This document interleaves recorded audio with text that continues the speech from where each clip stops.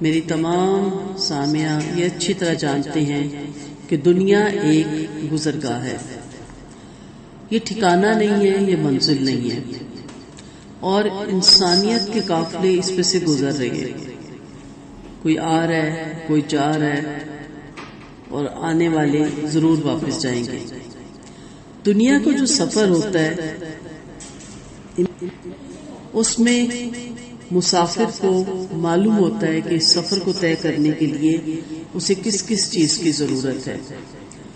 مسافر اپنے سفر کے لیے زاد راہ کی فکر کرتا ہے۔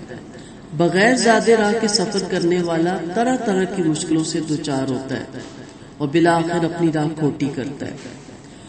زندگی کے مسافر کو بھی زاد راہ چاہیے، آخرت کے مسافر کو بھی زاد راہ چاہیے۔ اصل تو ہم جیتے ہیں مرنے کے لیے، ہمارے سارے سفر کی انتہا موت، ہماری تمام خواہشوں کی انتہا موت، ہمارے تمام پلان کی انتہا موت۔ سو ہمیں اس سفر میں جو کہ یقینی ہے، دنیا کے بعد سفر یقینی نہیں، فکر ہی رہتی ہے کہ فلائٹ کینسل نہ ہو جائے، اچانک کوئی ایسے حالات نہ ہو جائیں ملکی یا بین الاقوامی کہ ویزے لگنے بند ہو جائیں، یا اپنے ملک کے اندر بھی کچھ ایسے معاملات نہ ہو جائیں، خدا نہ خواستہ کچھ بھی نہ ہو تو اپنی صحت کی فکر ہوتی ہے، اور فیملی میں کچھ ایسا حادثہ نہ ہو جائے کہ ہمیں سفر کینسل کرنا پڑے۔ لیکن اس بے یقینی سفر کے لیے کس قدر ہماری تیاری ہوتی ہے، کس قدر ہماری پلان ہوتے ہیں، ہمارا پلان ہوتا ہے، اور کس قدر ہم اس کے بارے میں کانشیس رہتے ہیں، کس قدر ہم اس کے بارے میں پلاننگ کرتے ہیں۔ لیکن جو آخرت کا سفر ہے، جو یقینی ہے، جب وقت آ جائے گا نہ فرشتہ اجل لیٹ ہوگا کہ راستے میں وہ خدا نہ خواستہ ٹریفک میں پھنس گیا نعوذ باللہ، اور نہ ہی وہ ایک گھڑی پہلے آئے گا کہ مجھے بس ٹائم بچتا تھا میں نے کہا پہلے آ جاؤں، اور نہ ہی وہ موت ٹلے گی۔ یہ یقینی سفر ہے، کوئی چیز کینسل نہیں ہوگی، نہ فلائٹ کینسل ہوگی۔ اب دیکھنا یہ کہ اس یقینی سفر کے لیے ہم نے بیگ تیار کر رکھا ہے، اور اس بیگ میں وہ تمام چیزیں ہمارے پاس ہیں جو ہمیں اگلے سفر میں کام آئیں گی، تو ان سفر کی تیاری کر رہے ہیں ہم۔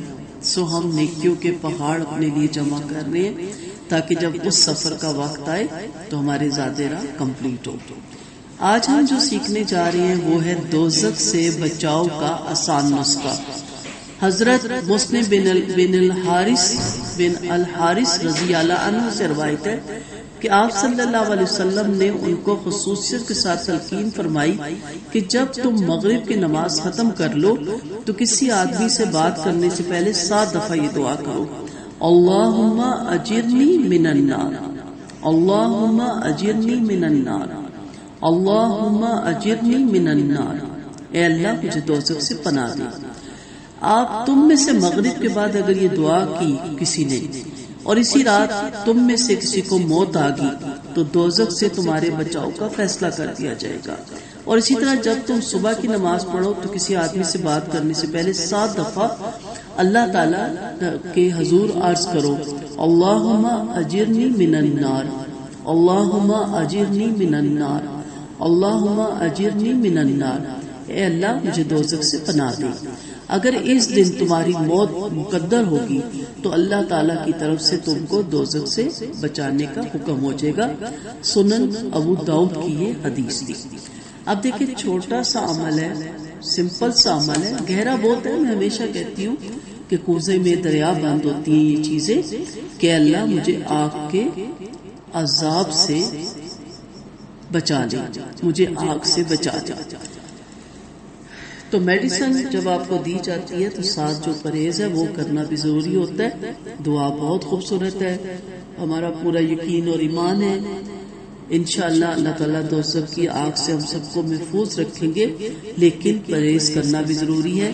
وہ کام نہیں کرنے جو دوزخ کی آگ کو ہمارے لیے بھڑکانے کا سبب بنے، دوزخ میں جو ہمارا ایک پلاٹ ہے اس کو تیار کرنے میں ہمارا معاون ثابت ہو۔ ہمیں ان اعمال سے، اپنے اقوال سے، ان افکار سے، ان عقائد سے، ان تمام چیزوں سے، ان تمام بدعات سے بچنا ہے جو ہمارے لیے جہنم کی آگ کا سبب بنتے ہیں۔ اللہ تعالیٰ ہم سب کو توفیق دے۔ کہ ہم ان اذکار کو، ان اعمال کو، ان اقوال کو اپنا سکیں.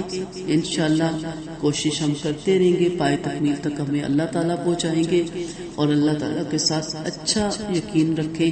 انشاءاللہ ہماری تمام کو اللہ تعالیٰ شرف قبولیت دیں گے، اور اللہ تعالیٰ ہمیں جہنم کی آگ سے محفوظ رکھیں گے. وآخر دعوانا ان الحمد للہ رب العالمین.